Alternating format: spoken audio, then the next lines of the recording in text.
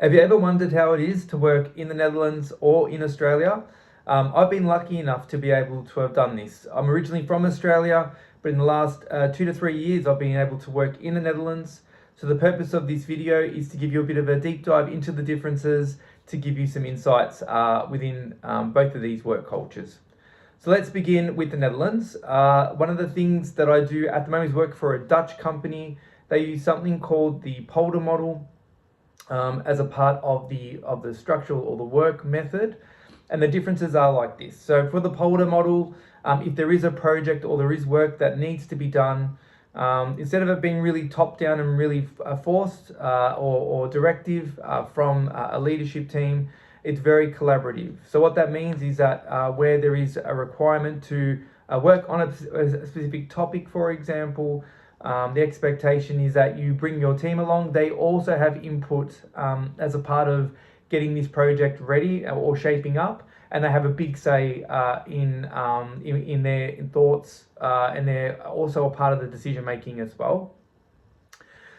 Which is great because you bring your team along. You're able to also get them to help you make decisions, or they make decisions as well, and therefore at the end it's a team effort. When we look at it from where I worked for, within Australia, it was very hierarchical, top-down decision making, and the difference was that whatever your senior leadership was saying that needed to be done and how it needed to be done, it would then be pushed along, and there was a little bit of negotiation at the start, but generally from a decision making perspective, the decision's made at the top, at the start, and you're able to proceed. So the great thing with this is that when we look at the Australian model, generally you do move a lot quicker as you've got clearer decisions and clearer accountability as well. Within the Polder model, or within the company that I work for, things do take a lot more time.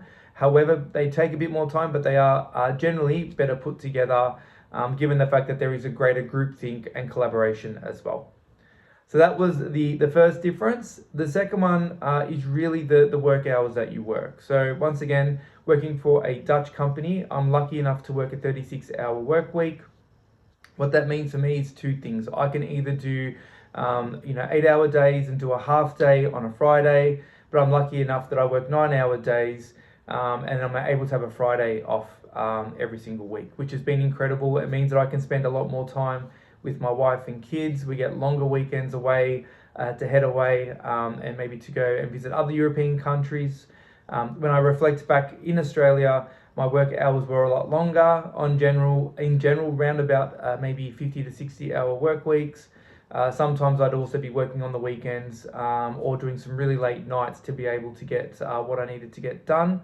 And a lot of the time, a lot more kind of a pressure as well, given the time that was required to do the work.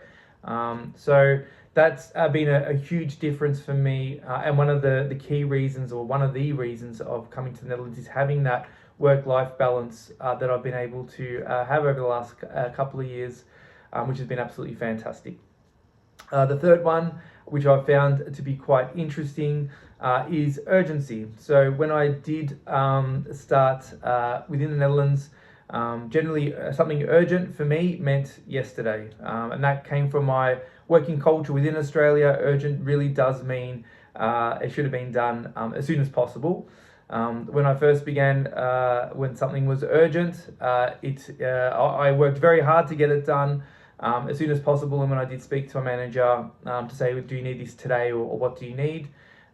It was very, very laid back, and to be honest, this item was due in about 3 months' time. So the level of urgency I have noticed, and maybe it's the company that I work for, and maybe it's my experience as well, is a little bit more, spread out. And maybe that's because of the industry I work in, but also the team that I work with and the group. But the level of urgency is somewhat different. Whereas back at home, urgency means literally the next day, or if not in the next couple of days, that something needs to be done. And there's a lot more pressure, once again, behind that.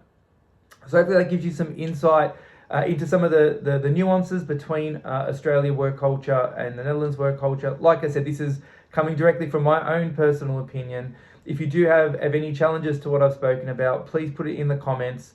Feel free to like and subscribe. I'll continue to do these videos ongoingly, and looking forward to connecting with you all in my next video. Until next time, thanks.